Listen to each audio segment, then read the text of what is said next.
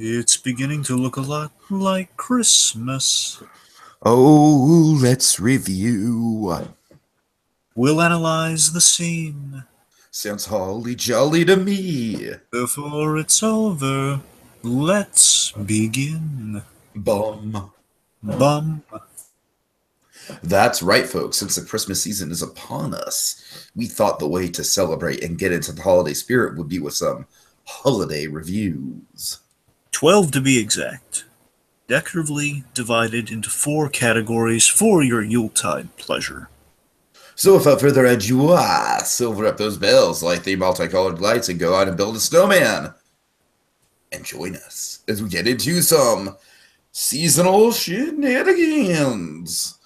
And tonight, we are unwrapping El Camino Christmas. Yes.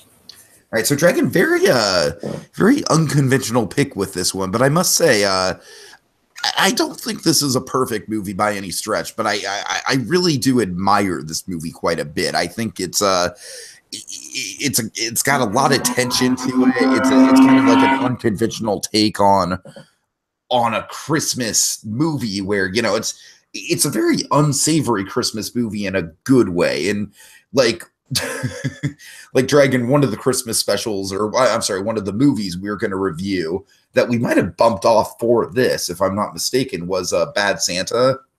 Yes, and both would have been unconventional Christmases, either or. But I gotta say, like, Bad Santa, like, I know Bad Santa is like a really popular Christmas movie. I'm one of the few people, like, I'm in the minority where I really don't like Bad Santa. I think Bad Santa is like I think Bad Santa has a tone problem to it where, like, the moments it's trying to be heartwarming, it like overly goes for the heartwarming stuff, and then the moments it's trying to be, you know, coarse and rude, it's like it goes over the top with that too. So I don't know. To me, Bad Santa, like, it means well. It's just kind of like a mess of a movie to me. Like, I don't really view it as. I mean, I know a lot of people love it, but for me, it's just it's never really been a pleasant movie for me.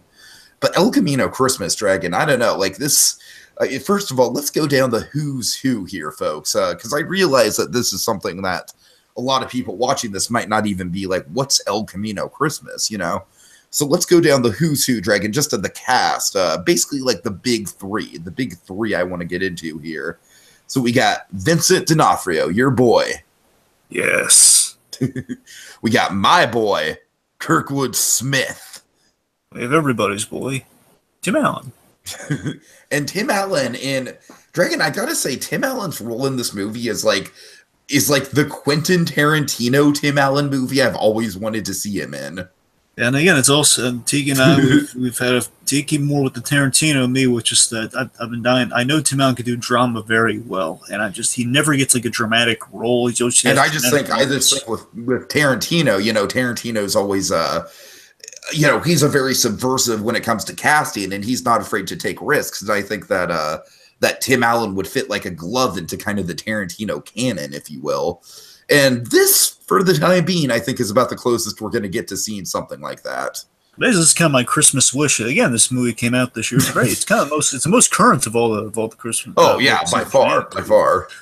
We've done. And again, it was kind of a last minute substitution because I watched this movie, and again, the fact that well, let me get into the background here. It's kind of works in my introduction to it. It's not a lot. It's a recent movie, but here's what I do know. I did do a little bit of research. I was interested by this. Really interesting. So I happened upon this based on kind of happened upon a lot of the shows on Netflix. Just kind of they have this thing now on this feature on Netflix where the trailer will kind of automatically play if you linger on it. So the trailer just kind of played while I was kind of going through, and I presume just kind of watching some of the more Netflix stuff. And or Jim and Andy. I was probably watching Jim and Andy for like the third time, and I was just you know, as I was watching some stuff on Netflix, and it kind of lingered on it while I was going through, and it was like the recent movies or like holiday movies or whichever, and the trailer for this played, and I just kind of recognized familiar face after familiar face of the ones we just mentioned. I was like, oh my god, D'Onofrio, and like, oh my, is that? No, I looked for, like, I did a double take. Tim Allen. And then I said, D'Onofrio? What? I know these guys. Dax Shepard. Hey, it's Dax Shepard is more for you. Like, I'm not really too familiar with Dax. Well, no, I'm just saying it's like yet another familiar face. I'm just saying, sure. The point is the main three we went through. Point is familiar faces. So then I'm like, okay, Jessica Alba too. Yay! So anyway, so yeah, these familiar faces make me inclined to, okay, I'm going to definitely give this thing a watch. And basically, it's kind of a hostage situation movie, which again kind of takes back some other famous hostage situation Christmas movies. Yeah, maybe a little bit of a tease of what's to come, perhaps. Maybe, you never know. So here's what I found out. So I did some digging. This kind of Netflix has this effect on many movies. This is a movie that was in the works for a long time until Netflix kind of became a viable option that was finally made. Kind of like Pee Wee's Big Holiday. Oh man, I remember the days when Pee Wee's Big Holiday was like supposed to be like an R-rated, like really dark take on Pee Wee Herman. Yeah. I still hope we see a version of that movie one of these days. I just want more Manganiello and Pee Wee Herman. Oh, I know. Anyway, so let's see. So this was written, as an interesting thing, this is written by Theodore Melfi. Now, Theodore Melfi, he has a good credits to his name. And this guy's mainly for writing, but he's also directed and wrote a very singular piece that I think shapes this movie itself. So the other movies he's written. So he's written Going in Style, which is I watched this. They came out this year, and I was able to watch it on demand recently. It's the remake of the old bank robbery movie with the old folks, in which it stars Michael Caine, Alan Arkin, and Morgan Freeman. It was good, by the way. The remake was good. I would recommend it. I wouldn't recommend it for repeated watches, but I'd recommend it definitely. I'd check it out. I'd recommend it. So it was well written. And they have Hidden Figures, which is also good. That came out last year, I believe, and that he also wrote that. And the main piece that I'm probably here, he directed and wrote, that shapes this is St. Vincent with Bill Murray. To see Dragon, I still need to see St. Vincent. I know I'm slacking on that. Again, I'm sure it's right up my alley. I'm sure it is. And here's the main reason you should. The kid I was really excited from another show. He stars in the movie with Bill Murray as the kid in that movie, who is from It. He's one of your kids from It is in it, and he's the main kid actor. And I love that kid actor and stuff. So he's one of the main. Honestly, he's one of the main reasons I'm going to check out it at some point. The kid who's well, Dragon. It's I feel like the time has come. Well, yeah, it's not on demand yet, so I gotta. Are you sure it's not on demand? Like, you could probably rent it on demand. Anyway, so, I'm sorry. Go ahead. The point is, St. Vincent is it's basically like an R-rated All version. I want for Christmas is for Dragon to watch it. Well, much like Arthur's Perfect Christmas, Tiki is going to be disappointed. God, okay. Anyway, but Tiki disappointments are natural around the holiday season. Wait, what's that supposed to mean? Well, I mean, Arthur was all about disappointments being, having your expectations of the season being disappointing. I know, but then you turn around on me like every Christmas I'm supposed to be disappointed. Like, what? No, I didn't. I mean, okay, we're in sidetrack here. Yeah. Anyways. What was I? Yes. Right. The point, St. Vincent is sort of like, it's like an R-rated version of Up, essentially. That's kind of what St. Vincent is. It's kind of like a boy and a grumpy old man, and they kind of have an adventure together, and it's an unconventional, there's a sweetness, but there's also a lot of cynicism there. And again, I think that is playing into Melfi's strength here, and it really, it's a hard-edged there's a hard-edged realism and charm in St. Vincent that I think translates to this. There is a charm built into this, while it's still, there's definitely a hard-edged realism, especially in the beginnings of this film. Sure. So a lot of that transfers, and I think a lot of that kind of gives us the end quality we have. So that's really all I got for El Camino Christmas. Kind of happened upon it, really enjoyed it. So, all right. Dragon, give us the plot summary, if you will. The plot goes a little something like this, folks. And, all right, here we go. Okay, so a young man named Eric goes to El Camino, Nevada. Fictional town, bear in mind. El Camino, Nevada. Looking for his father, Michael Roth. It's a small town. It's nice. It's nice and simple folks populate the town. Nice. I'd say not all are nice and simple. Some are nice, some are simple. We have way of putting it. For example, we have like this nice struggling student mom named Jules. She's got her silent son Seth. They work and she works at a liquor store, Vicente's liquor store. Eric tracks down Michael's address, but finds a bitter drunk named Larry there instead. And while getting Drano, basically after a night of drunken false promises with Larry, and it's a really harsh night, some bad stuff happens, and while getting Drano to fix his toilet at the motel he's staying at, Eric is unlawfully arrested and detained, tortured and questioned by the most inept sheriff's department ever. Because he embarrassed him in front of her. Yes, you embarrassed me in front of her. Namely, by known town drunkard Carl Hooker. Deputy Billy, the deputy, who's the partner of Carl, the deputy Billy, he's feeling guilty. He releases Eric only to be recklessly pursued and shot at by Carl, leading to Vicente's liquor, again the established location from before, where our eclectic cast of characters are trapped in a very unusual hostage situation, trying to not get shot by the inept police force of El Camino. So eventually, as the thing goes by, as Christmas Eve goes by, they all befriend Eric by the end of the night, as Carl makes things increasingly worse for them as the day goes on, which leads to a familial revelation, an epic holiday sacrifice, ending with a mute child speaking, and cake. Generous holiday cake. Hey, Dragon.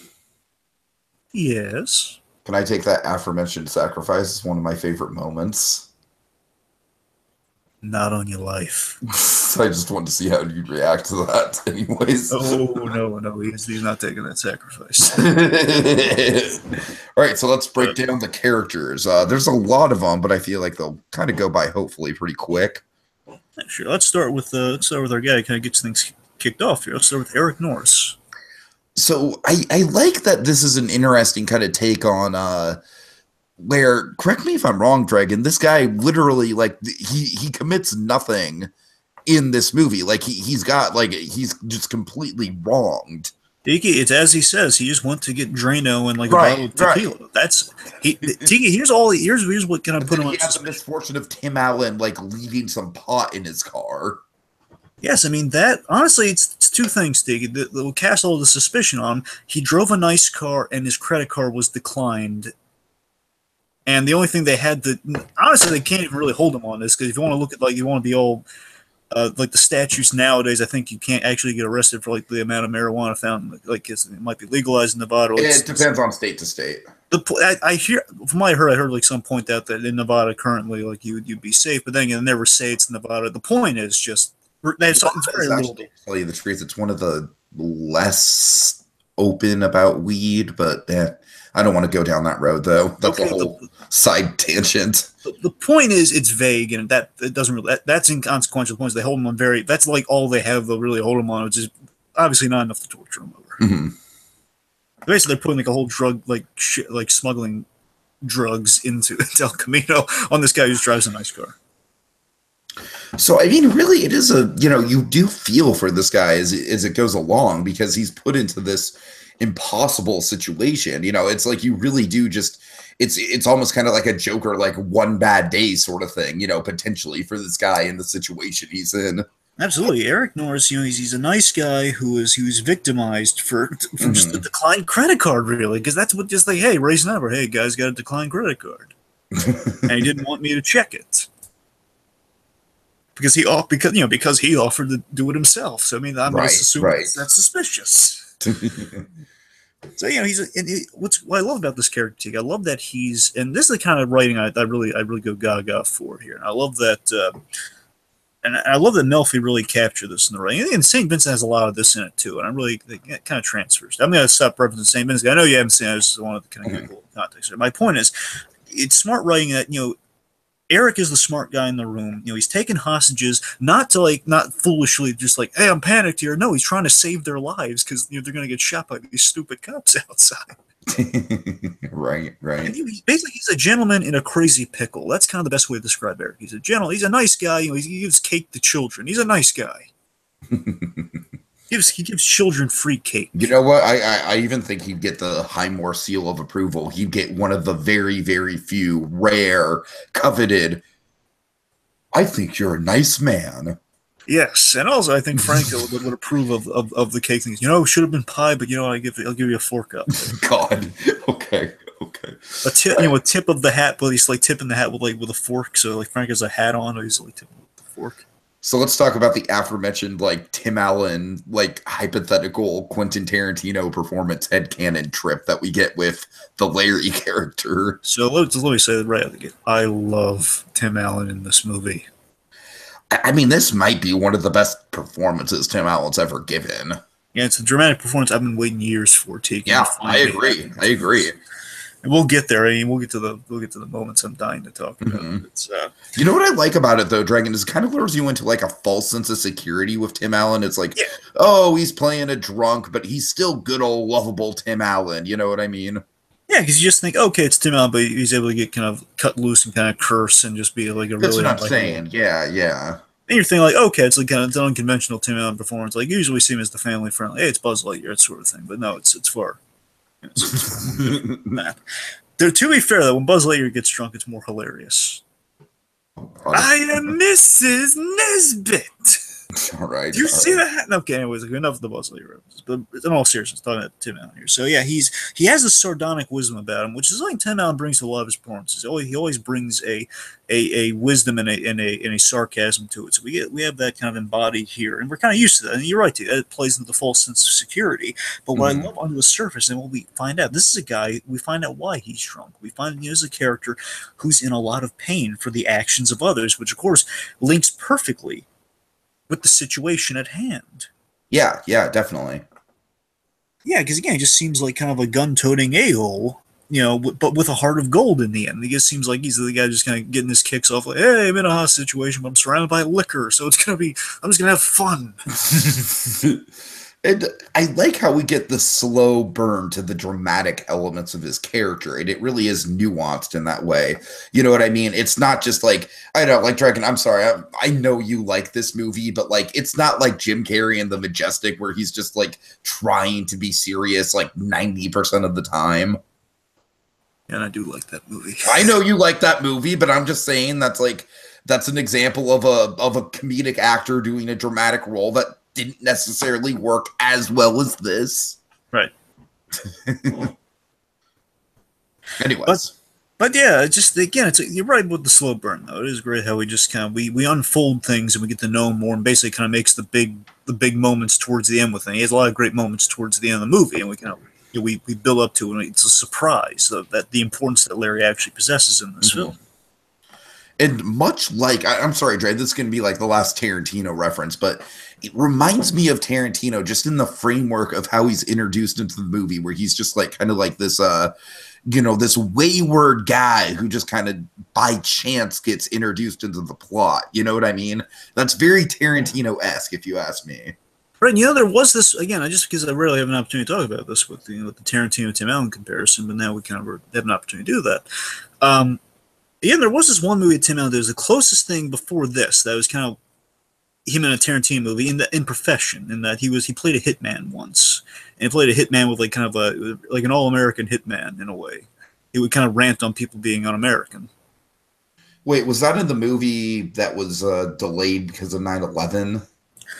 I'm not sure. I don't think so, Tiki, but I can't verify it. You know what movie I'm talking about, though, right? Honestly, Tiki, do you have a name on it? I don't. Anyways, it's fine. I don't. The point is just Tim Allen. Yeah, it's probably the closest thing he's ever done to a Tarantino movie. I just want to point out, it's. I mean, do you have a name for this? For the movie I'm talking about, it's like Coupe de. I think it's got a bizarre name. That's why I can't for life me pronounce it. All right. The point is, look it up, folks. Coup de grace? I'm sorry. Coup de grace?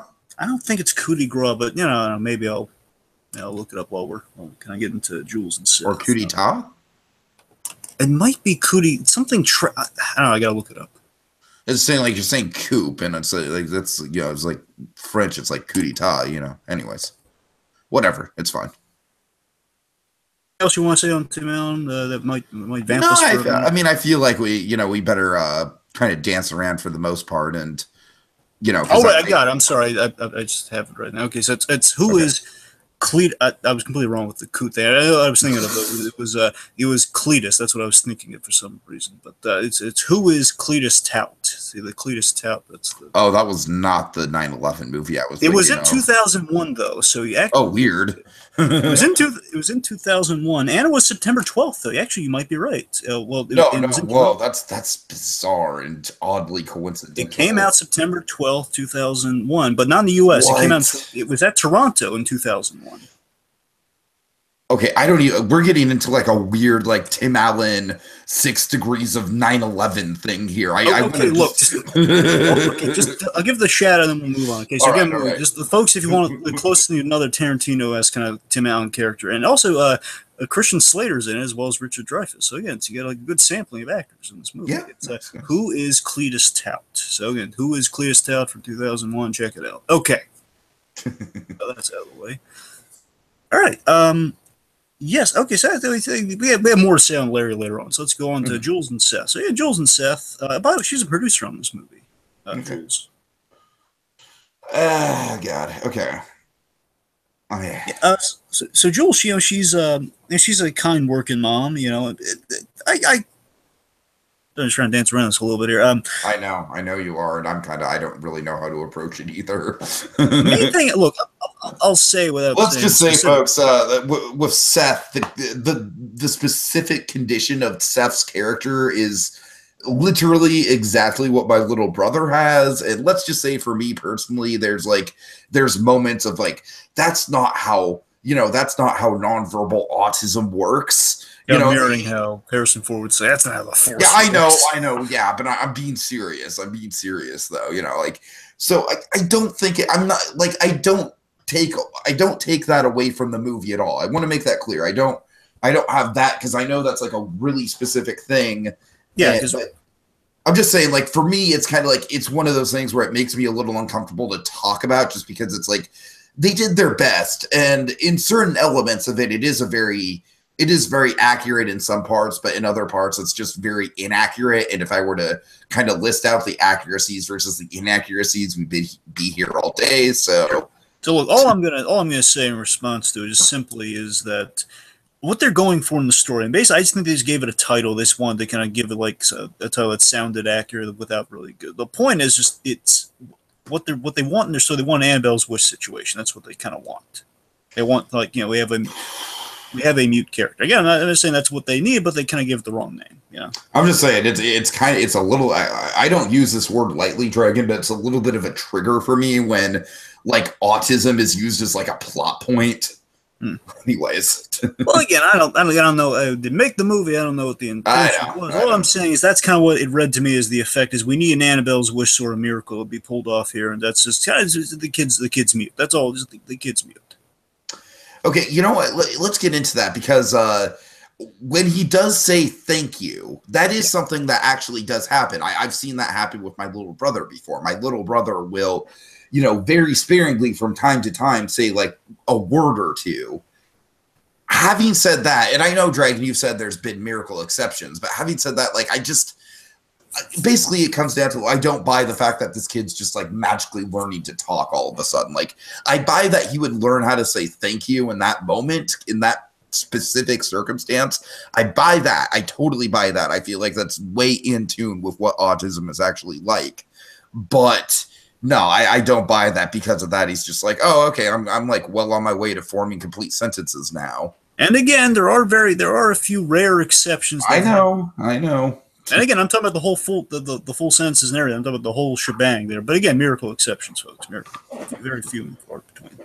So, regardless, let's just mainly let's focus on the mother here. So the kids just. Can I just say I really don't like Jules's mother at all?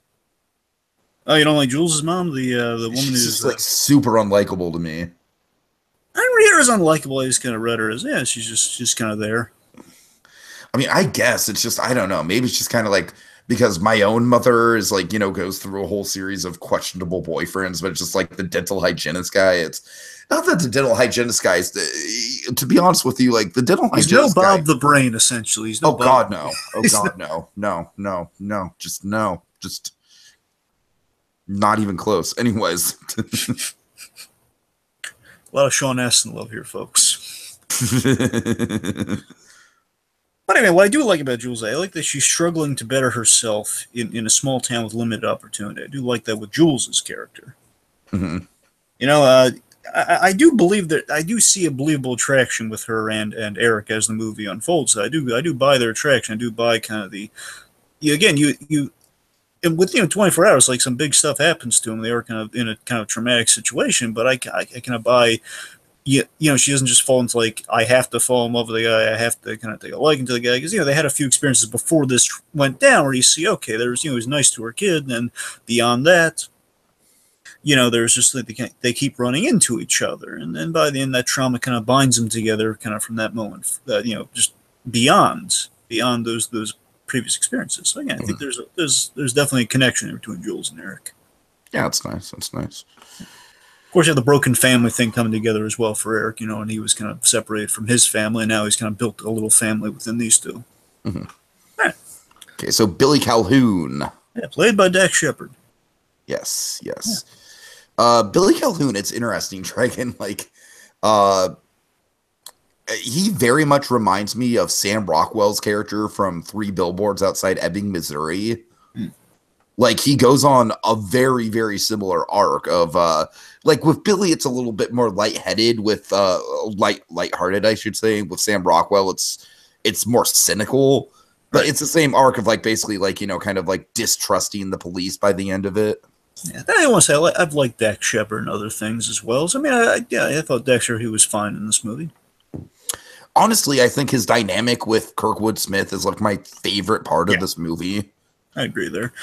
What I like about Billy is that he's an inept deputy who has, he had a bad hunch. Again, remember all of this really at the end of the day, a lot of this is on Billy because Billy he's the one who had the bad hunch with the credit card. It all started with that darn credit card being right. Billy on the side, he runs the motel that the guy stays at, and he checked the card. Mm-hmm. And what Eric didn't know is that he was a cop. Mm-hmm.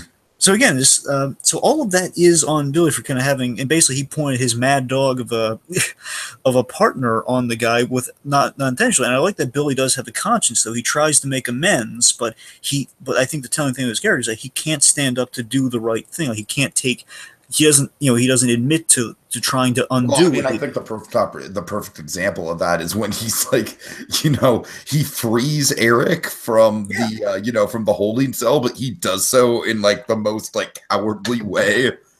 That's the thing. It is funny. It is kind of a nice gesture to let the guy go, and he apologizes to him, but at the same time, he doesn't own up to it afterwards, which just makes the situation spin out of control. So again, he won't man up to it, but he'll just try to make it right on the side. Sure. Yeah, he's not a man. He's the idiot nephew who's been given a badge. Well, okay, and basically with Kurkwood Smith, I mean, it's as if Kurkwood Smith was a police sergeant, and I'm sorry, I'm going to stop calling him Kurkwood Smith. It's as if Red Foreman were a police sergeant, and Sheriff, yeah, and then Kelso was his deputy.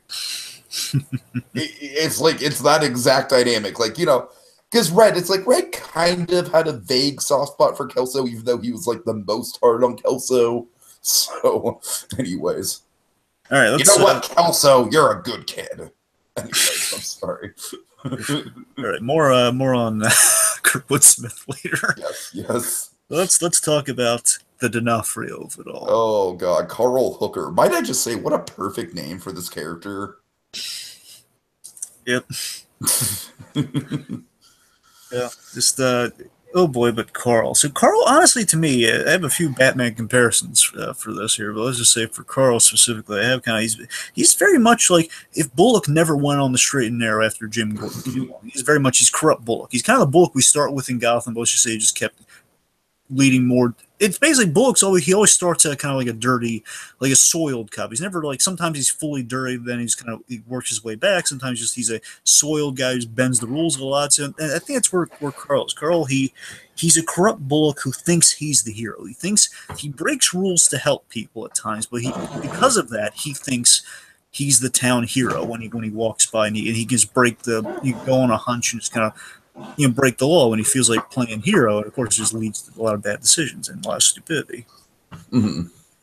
What I love what D'Onofrio does in this piece, one, D'Onofrio has like an awesome mustache in this, which is just... He just disappears into the role. I mean, I could barely tell it was D'Onofrio. I know, and that's really impressive. That's what I love about the performance here. What he does here with this performance that really impresses me is that he's playing a classic antagonist. When I say that, I mean he's playing like he's really convicted in his performance of playing like a classic old film kind of antagonist or villain, where he's playing like from 12 Angry Men. He's like one of the stubborn juror, like the stubborn juror, like juror number 2 from 12 Angry Men. He's like a guy who is playing unlikable. It's like, you know, that's what he's playing. He's a character who thinks he's right, but he's stubborn and he's just classically he's a dumb character. It's a character from old cinema that he's playing here. And I love just that pull for this guy. Yeah, that's a good way to look at it. I didn't necessarily see it the same way. To me, it was more just kind of a commentary on just like the ineptness of law enforcement in general, and just how, you know, like law enforcement will just like, if they see fit, they can just like ruin your life. Exactly. I mean, you also have that. We'll get into that with, you know, kind of Naughty and Nice, especially. Sure. But, you know, you have that, but at the same time, again, it feels just kind of like D'Onofrio is kind of owning this sort of character. It's kind of the drunk who's just he's just coasting on the badge, just kind of coasting on the influence. But again, he's got the. But again, he doesn't view himself as a bad guy, which is the way you should always kind of play a villain. But absolutely, his ineptitude has made him the the cancer of the situation. Right. All right, so we go from Carl, the most inept cop in this thing, to the Sheriff Fuller. Oh God, this is like by far my favorite character, Dragon. I don't care. He's even better than Tim Allen for me. I love Tim Allen, but he is fine. I was hoping you were going to like this character. Oh, I love him. I freaking love him.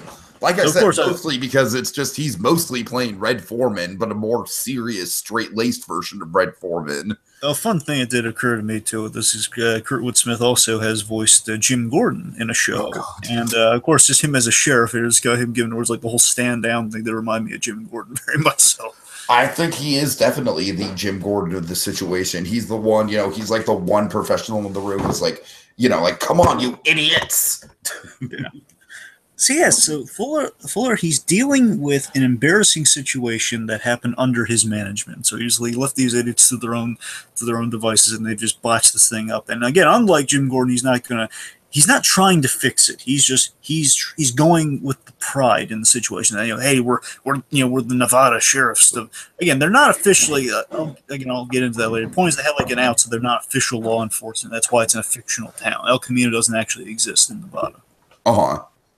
So the point is, that's why no one gets offended. That's kind of why they have it in a fictional setting. Because again, they don't want to actually sell like Nevada Sheriff's Department as like a bunch of. Yeah, I hear you. Yeah. But the point is, he's going with the pride of like, hey, we're the Sheriff's Department. We stand for something. We don't negotiate. You know, that whole thing. He's sweeping it under the rug because it's a terrible situation. They keep botching it every which way. I think the moment just kind of exemplifies that is when him and Billy are just shooting at each other. Exactly. It's just like, I love the reaction of everyone in the store. Like they're cowering in fear because bullets are flying, but at a certain point they're just like, wait a minute. They can't be that dumb, can they? It is hilarious though when that's happens. But I do like this. I do like the touch that Fuller does have like a great. It's good acting on Kurkwood Smith here. He just has this great. You can see an arc unfold with just a single moment where he doesn't have to speak, where you just kind of see it on his face, him reacting to the big moment towards the end, where this sets him on a path of he retires from the force after this embarrassment. Whether it's mandated or not, we don't know. But the point is he retires.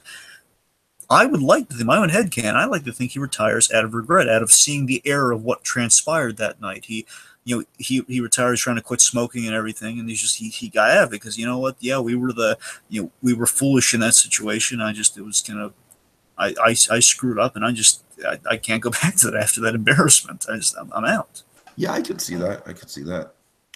And I also just really, like I said, him and Billy it's basically Red Foreman and Kelso. He's bringing the back and forth really well in this thing. The back and forth is just great. We'll get more into that. Okay, let's see. You know what, Kelso, you're a good kid. I'm sorry. I really like doing the Red Foreman voice. Anyways, go ahead. All right, so we have Vicente Santos. Vicente. So, this is Santos here. Yeah, he's kind of the friendly liquor store, and I like that he has the most sort of like just like the calm, logical everyman in the situation. Yeah, and in many ways, I kind of pulled this for the Carl thing, but honestly, there was a bit of 12 Angry Men in this movie with kind of like your different kind of personalities kind of held up in a room together. Mm-hmm. You know, again, Vicente feels very much like kind of one of the passive jurors that kind of befriends Henry Fonda's character. You know. Sure. Anyway, so Vicente here, I like that he actually has the most Christmas spirit in the whole thing. To be honest, he does. You're right. And Tiki, I mean, I don't know if you caught this, but there's actually it's in the D'Onofrio scene later on, which we'll get to, but.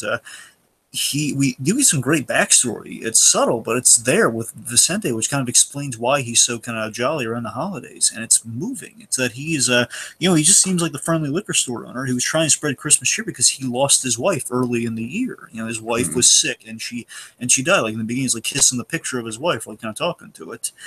And just kind of adds that. That's why he's just trying to write off the tragedy he suffered by just kind of like, hey, no, one, let's not have everyone get killed in my store, and secondly, that's why he said he gave Seth the remote control car. That was his gift to him. He's a nice guy, that Santos, and he's just trying to keep everyone cool and not go to prison. Mm-hmm. Not die, especially, and in his pursuit to not die, he is shot multiple times, but he survives. Which I gotta say, Drake, I don't know. Like, when I saw that at the end, I was like, you know what? Like, on a personal level, I'm kind of glad that he survived, but on a narrative level, I'm not sure. Because I felt like he was like the ultimate innocent casualty in the situation. I hear you, T. I'm going to throw you this. I'm going to try to fix that for you. Let me throw you this. To put it simply, again, the man lost his wife, and in the end, he's kind of on the path after being shot a number of times and surviving. He's very humble about just, it's like 8 million a bullet, but hey, I'm not a superhero. I'm super lucky. And he meets a nice girl on the beach to replace the wife that he has lost in the year. It's kind of nice that Vicente can move on after a trauma that he's both suffered emotionally and physically as well. So I'd like to think of it that way. It's like it's a nice kind of archy path for Vicente. Okay, so let's get on to Beth Flowers and Mike, the cameraman. Mike, not that Mike. No, that would be amazing if it was that. Oh my God! Oh God! Could you imagine? Oh, it wouldn't even have to be Mike. Just Jonathan Banks in that role. Honestly, I just wish it was just John. It doesn't even need to be called Mike. I just want Banks as Mike. I just love it. Somehow.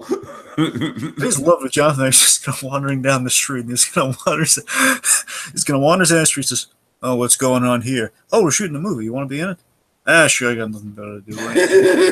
Okay, so what do you want?" And just Jonathan Banks being wonderfully kind of grumpy and just kind of the way he is on set. He just kind of gives like so witty remarks and stuff. He's like, "So what's this? Okay, give me the camera. Just give me the camera."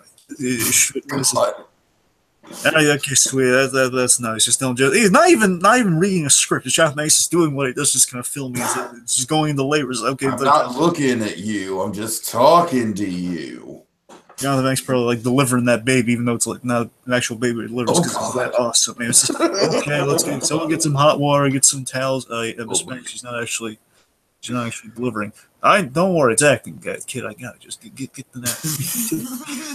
the towels, get the hot water. Now it's snowing out. It's not snow. I don't care. Just get the stuff. Okay, so I think the fact that we went on this whole tangent means that we don't really have a ton to say about Beth Flowers. All right, look, just bottom line, Beth. Honestly, it's a comparison to something else. Beth. She's the likable version of the Die Hard reporter. That's really what she is. God. Just like she's on the scene, and look, that's the thing. She all she really adds is kind of the biblical birth, emphasizing the miracle stuff later on. That's really all she's there for. It's like, hey, she's pregnant. She delivers a baby around Christmas. Ooh, whimsy. Ooh. That's about it. So that and the cameraman's just like he's just a cameraman. So that's about it. All right, so Dragon, it's time to make the list and check it twice and find out what in this movie is naughty and nice. Very good, Tiki. That was really well constructed. Well, you see, you were impressed by me when I did that the last time I did that, and so I just thought I'd impress you again. I need to learn to do it consistently. Yeah. Okay, so just to get the naughty out of the way, like I said, the autism thing is more of a personal gripe with me, but I don't really take away from the movie with that, but at the same time, it's like, Yeah, it's a little. The point is, It's it's a something hurdle. that it's like a one-off. It's a thing said at the very beginning, but it is something that for anyone to kind of endorse or that has connections, that it would probably offend them if they got in this. Yeah, yeah. The point is, they probably should have kind of. They wanted. I guess they were looking for causes of mutism, and they just wanted something that the kid could eventually speak through. So they kind of went with that. And again, it probably wasn't well thought out, but they just kind of needed something to meet the end. So it's basically could have used another draft. Also, can I just like get on my political soapbox? This will be just a quick PSA, like a minute.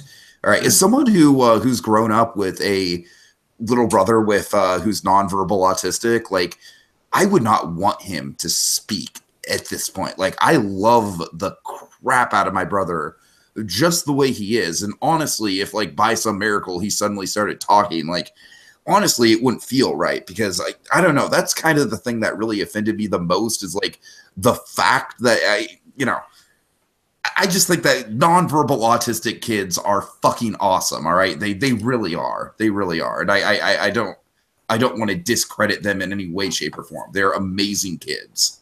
All right. I'm sorry, Dragon. I'm stepping off. Okay, all right. So let me get on my minis. But again, I'm not offended, but I just want to point out because it's kind of my political thing. I want to kind of get out there for the naughty. So again, it's kind of in trade here. All right. Just real quick, I just want to establish that the movie it definitely it kind of piles on to the anti-sheriff's department bandwagon. It doesn't bother me. I think it's a dangerous precedent that we might be keeping. You know what I like about it though, and this is I'm probably going to get in trouble for saying this, but I like how it's not a minority that's being targeted by the police department. I like that it is a young, handsome guy, a young, handsome white male. That's not bad, I guess. I mean, to me, that it's just like, it's nice because like usually with any like police department corruption movies, it's always about the racism angle. And I like how with this, it's like this guy is like specifically like what we hear about, like, oh, police never go after, like straight white males. Straight white male is like basically like, like you basically have like anti-police base, And I got to say, Dragon is a straight white male who also has high-functioning autism and has had a series of panic attacks. No, that's not true. Police can be dicks. They can be dicks. So I like that this movie, I like that choice. I like that it focused on police brutality and corruption, but did it in a way that it showed, like, it's not all about racism. Usually it's just about these people are just pieces of crap regardless. Right. Yeah. What I was getting at is, again, it's the president of being against the sheriff's department, and basically in media. What I'm saying is, in media, a lot of the time we've been showing the sheriff's department really unflattering light these days, and we play a lot with corruption within sheriff's departments. I'm not saying it doesn't happen. Again, I'm saying it doesn't bother me in this movie because again, we do play it up for for comedy as well as drama. We show both sides because kind of show that you need like the really ineffectual, really inept sheriff's department. That's part of the story. It's how it goes. And they do protect themselves with this with the fact that it is in a fictional location, so it is not directly offending anyone from that location or within the Nevada Sheriff's Department, because again, it's a fictional town in Nevada. So again, it's purely fictional.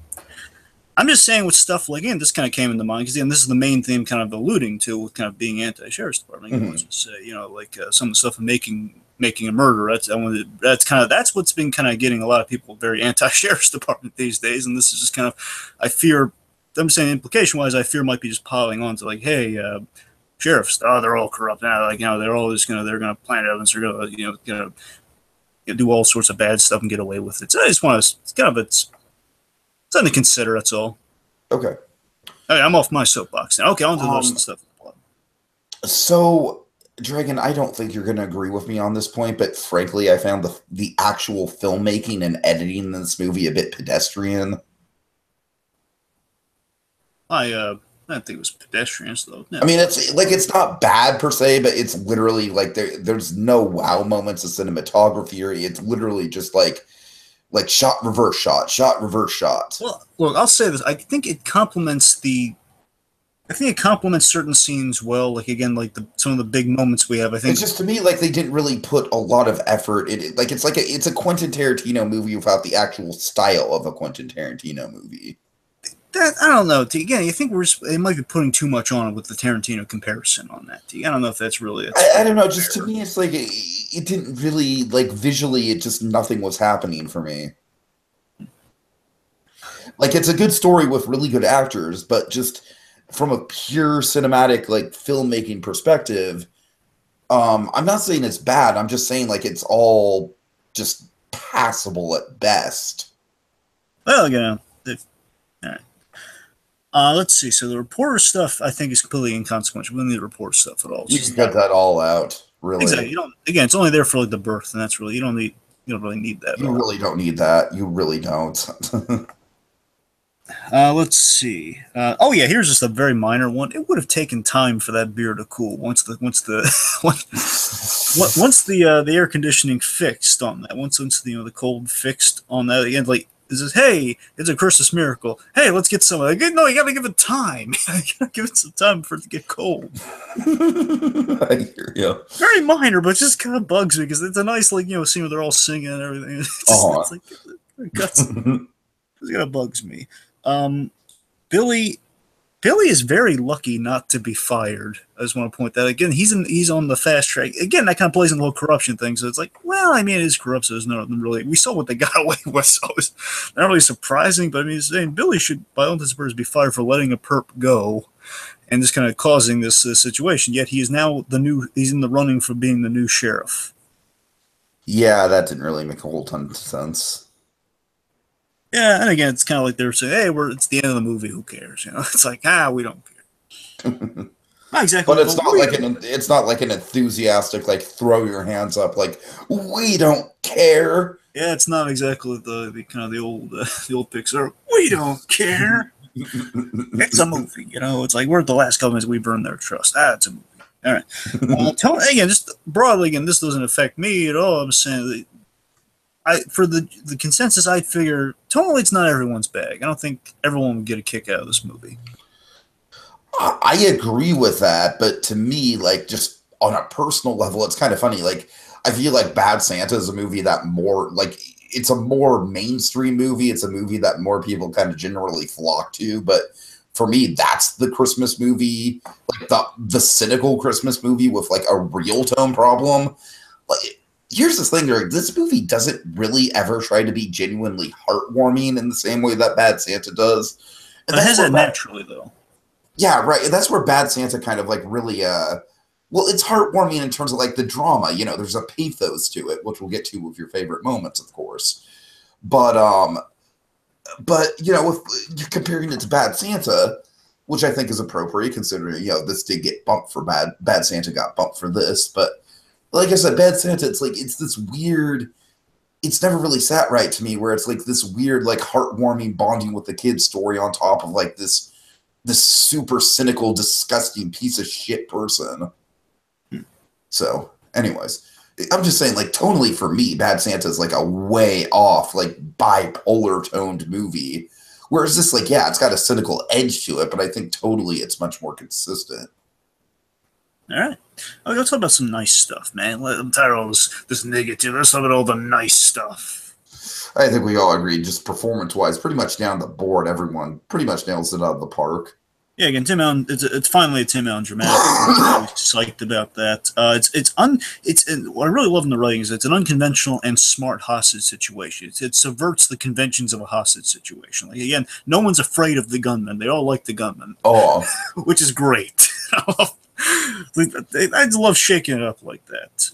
It's got that St. Vincent kind of dark and charming worldview, as I kind of mentioned before. I do think the plot is really well written, in terms of like just putting all the chess pieces on the board and then, rearranging it so that it all plays out. Yeah, I mean, the way just the event kicks off is great, where, again, it's just this police chase going awry, and, like, all their characters in this pre-established location, and now we're, like, they smash into each other, essentially. We're it kind of surprised me. Like, it was like a pleasant surprise to me, Dragon, that basically, basically the last half of this movie is a bottle episode. Yeah, that was a great choice. I was like, oh, all right, this is where we're going with this. Because I had to admit, at first with this movie, I was like, it's not that I wasn't enjoying it. It's just that I didn't necessarily know where it was going exactly. But once they hit that that standoff, that hostage situation, it just really kicks into high gear. As I mentioned, I like the happy ending for Vicente. Again, just overall, I love the holiday cheer and triumph amongst tragedy that's kind of within. I won't step on your moment, but the freaking Tim Allen moment is absolutely fantastic. Oh, oh God, I can't wait. It's fantastic. Honestly, that's the main reason I wanted to do this movie for that. Greg, you know the kind of the running gag with Nostalgia Critic where they have to address like the one good thing about a bad movie, and they just kind of like throw their hands up in the air like, it's fantastic. Yeah. I mean, this isn't a bad movie. I'm just saying, like, yeah, it's fantastic. Anyways. Right. Okay, I guess let's start with moments. I think you should go first because you have most in chronological order, I guess. Yes. Okay, so let me pull them up really quick. Sorry. Okay. So yeah, I guess I'll start with the bookends. I really like how, especially on a rewatch, I really like how the bookend quality of this movie plays out, where it starts out with the shootout, and you can even hear Jules yell, Vicente, it's like and it's all very chaotic. You see Sheriff Fuller and Billy, and they're just looking really, really distraught, and you're just like, oh my God, what's going on here? And then, Vicente being shot, even though he doesn't die, it is a very dramatic, like, kind of high point for the movie. And it is, I thought it was structured out really well to kind of give that, that little bit like, okay, like, how are we going to get to this point? All right. As I said, with Kurkwood Smith having a great dynamic with Billy, there's one moment in particular where, up until this point, Billy has just been like, like a great line is Kurkwood Smith, like, Billy, if I had a time machine, I'd go back in time and stop your idiot nephew or your idiot uncle from ever reproducing. So there'd be one less idiot in the world. Oh God, it's like the dynamic between him and Dax Shepard. But then, of course, the moment that I need to spotlight, though, is the great, like, this is, of course, I'm going to say it one more time just for prosperity, Dragon. This is the classic, like, you know what, Kelso, you're a good kid. It's like Billy, he's laying out a plan, and he's laying out very well. And Dragon, I just think it's like it's the nonverbal part of Kurkwood Smith's performance that just cracks me up. Like, you can tell at first Kurkwood Smith is just like expecting this to be an idiot plan, and you're just gonna go off on him. No, but he's on top of it. Yeah, but then he kind of hesitates. He's like he always like raises a finger and then like lowers the finger, like, wait. Yeah, as I say, he gives the great, like, you're like, I'm sorry, Drake, do you know exactly what the line is? Because I'm just so entrenched with a Kelso line right now, I can't think of it. Well, I'm gonna have to approximate a little, but essentially what he says after Billy goes through like all the facts, basically he did actual police work, and that's kind of what Fuller says. That's actual police work. Well, basically, I'm sorry. He basically says, that sounds like actual police work. I'm almost like I'm proud of you, Billy. He basically gives like a pat on the back for doing a good job. Okay, and then finally the interrogation. I thought. I'm sorry. Real quick, the other thing he has the great line about Sam Jackson. Remember, he says, "So maybe I should get on the phone and kind of establish a rapport." You're not Sam F. and Jackson in the hostage negotiation. Yeah. Okay, and then the interrogation scene, I just thought it was really well shot and really well edited. This was actually probably the best in terms of filmmaking. Yeah, that's what I'm talking about. You have moments like that, and then the scene I'm going to talk about, I think, have good editing. That's why I hesitate. So basically, the interrogation is just like, it does get really thick into like the police just really wrongly getting into this guy. And I like how we see the hesitation between Billy and Carl. You know what I mean? I like how Billy is definitely the good cop, and Carl is most definitely the bad cop in this situation. But of course, this is cut back and forth between Tim Allen getting beat up.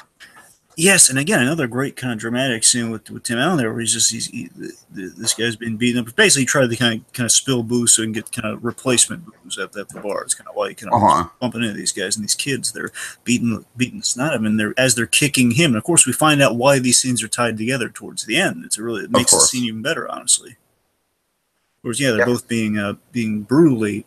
I'm sorry, keep going. I don't mean to steal your thunder. No, it's fine. That's all I wanted to say. Just the editing on it was really on point. You know, being brutally beaten. And again, by the end, it's that lingering bit where he pulls the gun. We establish the gun too, which is kind of cool. He established the gun like as he's kind of blacking us. Kid. as poor Eric, he had been beaten just because he had declined credit card and he bought Drano. Those idiots thought that he was like distributing and making meth. Watching way too much Breaking Bad. Oh yeah. Okay, Dragon, take it away. All right, those are your 3 moments, or you're not missing one, right? Nope, those are my 3. The bookend, the Kurkwood Smith moment, and the interrogation. Okay, I'm sorry, I got you. Yeah, you're right. Yeah. All right. Okay, there are my moments. Okay, I guess for starters, I guess the scene that kind of summarizes my love of D'Onofrio in the movie would be, I love it. It's kind of a runner between D'Onofrio's scene and the Tim Allen scene later on, but there's a big emphasis on truth. Everyone in Vicente's Liquor, they want Carl to reveal the truth, to basically admit that he chased him down for nothing. But again, Carl, at this point, just doesn't know what the truth is. He's a drunk stumblebum who just assumed the guy had meth because of the Drano, or was distributing drugs, and he's a drug kingpin of some variety. And again, it was a stupid mistake, but he's so stubborn, so full of himself, and so prideful, he won't admit it. And everyone's just like, and basically D'Onofrio was like, oh, okay, this idiot doesn't know anything anymore.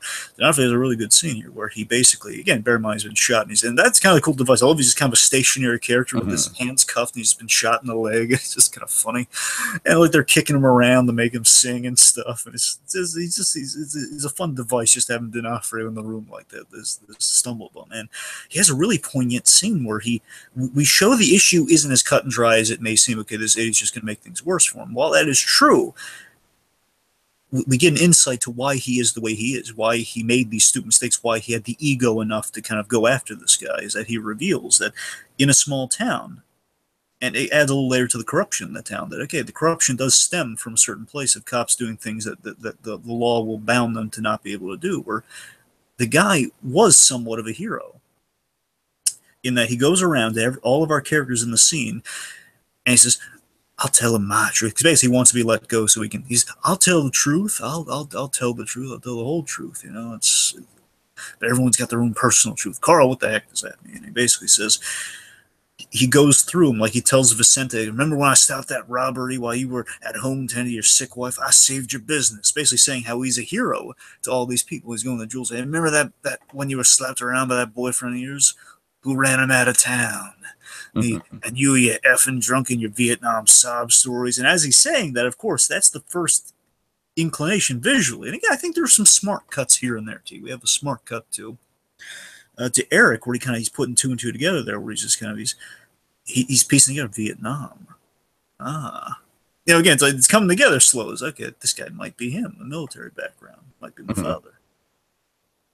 And again, just as I say, it's basically the whole, just that the D'Onofrio in that scene is really great, and is that emphasis on truth and the idea of like everyone has their own personal truth, and it feeds into the ultimate idea that the truth is a tricky thing, which of course will lead into a big scene momentarily. So the other 2 scenes I have are Tim Allen scenes, kind of broken up here. The first one, the Vietnam story. Speaking of Vietnam, Larry's Vietnam story, I thought was really well told. It's a really great scene. It's kind of like again, it's not to the same effect, but it's in the style of something like a Quint, like Quint from Jaws. Kind of getting his big. Yeah, I could see that. Yeah. And basically, he's talking about personal truth. Again, truth is kind of the runner in both of these scenes here. He's kind of speaking of truth, and basically how he was involved in Operation. I want to say, for the relevancy of the story, it was on Christmas Day in Vietnam, 1969 Vietnam, where basically he called in like a strike on the location, heavy artillery strike on location. Basically, Well, it was either he called her, he was forced to call her points. It was called in, and he stopped it. He tried to stop it. He said he canceled it, but it went through anyway. And it killed 22 soldiers and like 70, and injured 78 civilians, or killed 78 civilians. Points a lot of death. And he tried to make amends for it. It's a really gripping story that he's telling there. It's just the performance on Alan. Just kind of we see why he's drunk in the scene. Again, I like that we kind of have these great monologues that explain why our drunks are drunks. One's a fallen hero in this case. The other one is also a fallen hero. Where he tried making things right, and trying to make things right, he got court-martialed for admitting kind of secret military stuff. People probably wouldn't take his amends, and he's lost his family. He lost everything trying to make amends for a mistake. He's a guy who's just on a path of trying to end his pain. Mm-hmm. And it was fat, and it's a great story, which brings us to the big moment, folks. Oh my God, the big one. Oh boy, I'm so excited. Larry's sacrifice. In other words, the "What do you want for Christmas" scene. Oh, God, this is a scene I've been waiting for. This is the reason I want to talk about this movie, folks. Is Tim Allen. This is the dramatic scene. This is like the Emmy scene for Tim Allen here. It's, oh God, it's so beautiful. It's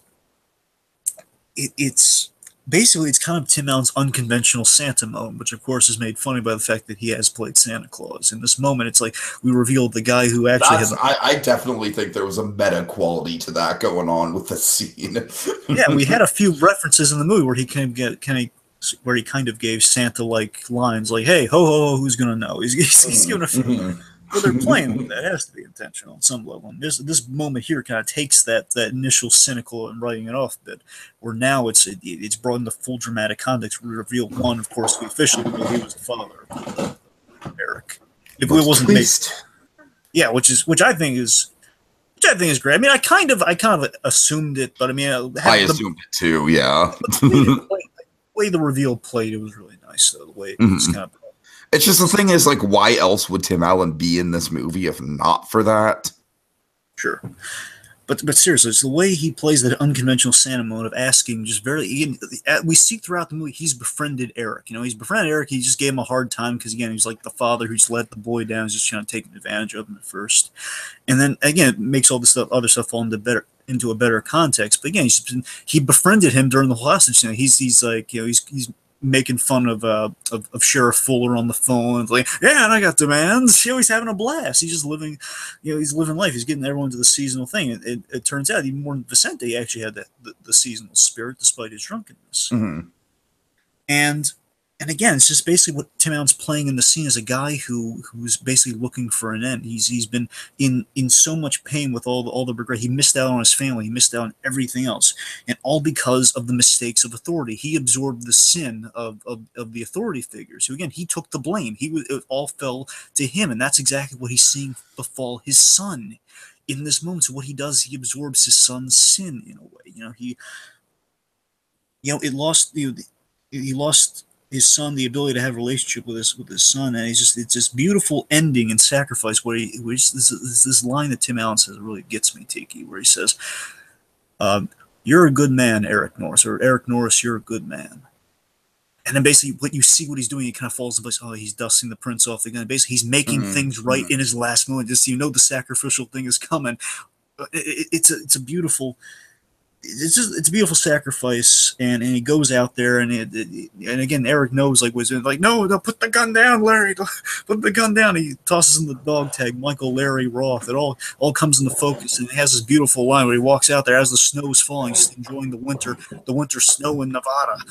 It's falling. He's taking his last swig there, and he has, like, whispers like a little affirmation to himself, and like the man is brutish, man lives like a horrible existence, but there's like civility underneath, essentially, as he is saying that. And then, of course, he's looking for an end to his pain. He says, it would have been nice to have you in my life, but it's but I raised the good man even without being in your life, which was nice. And and he's shot down. I gotta tell you, I don't know if Tim Allen's ever had to play a death scene, Tiki. To be honest, that's what really kind of struck me about it too. Just seeing this unfold. And again, I love for Tim Allen, especially the rarities that we get to see him actually live out this dramatic, potential here. And it was a beautiful death scene that he played. After with that line that kicked all this off, the truth is a tricky thing, and that death, kind of signified that with his death, the sheriff Fuller knows that he's not the hostage. He knows it's a young guy, and that kind of shows them, hey, you guys screwed up. That's him showing to the authority in Vietnam that, hey, you guys screwed up. I took the blame here. I'm taking the bullets for this kid that you unfairly railroaded. I'm saving my son. I'm saving kind of what the actual truth is. It was so well written, so well executed. And again, him saying, it better be nicer up there, amigo. It better be nice. He's just repeating the words as he dies. Oh my God, I love that scene. You know?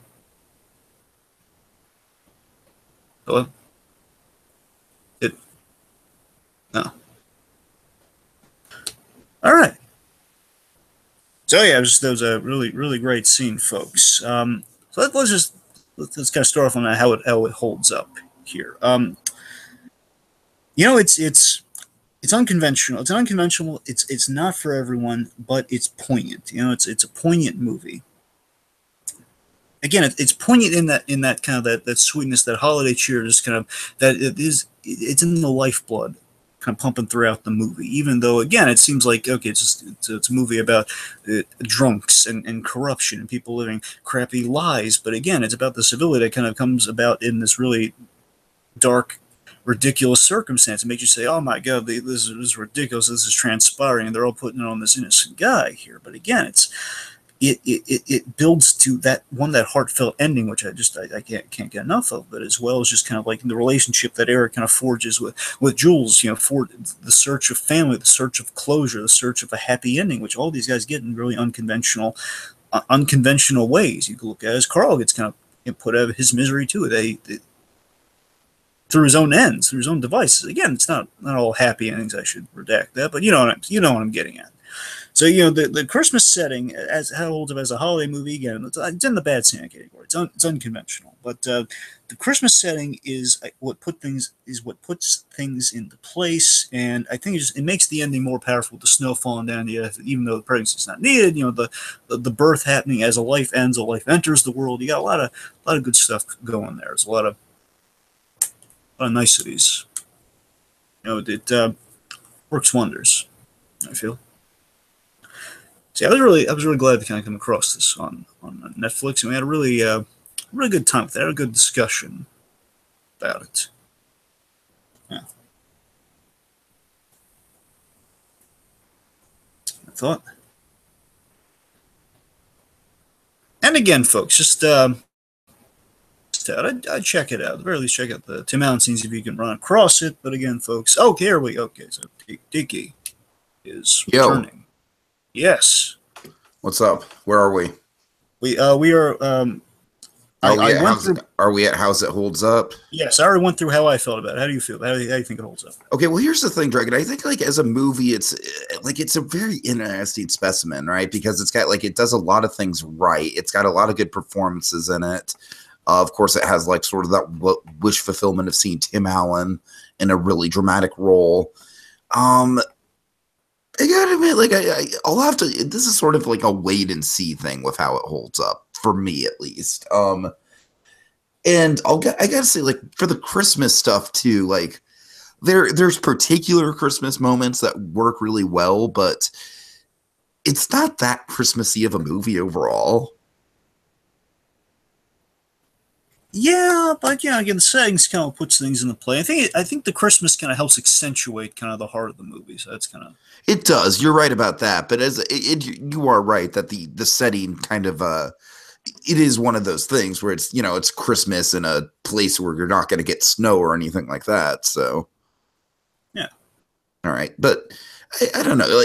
I got to say, I'm not as high on this as you are. I as I said, especially in kind of some of the mundane not necessarily pedestrian, that's a harsh word, but more so just it kind of it didn't wow me here. It didn't really wow me. It had great moments in it. It had a good cast. It just coming together. It didn't wow me like I was hoping it would, but it's still a good time. Yes. All right. Take us out. Well, kids, time to dash away, dash away, dash away. All but as we wave goodbye, don't you cry. We'll be back again next time with even more seasonal shenanigans.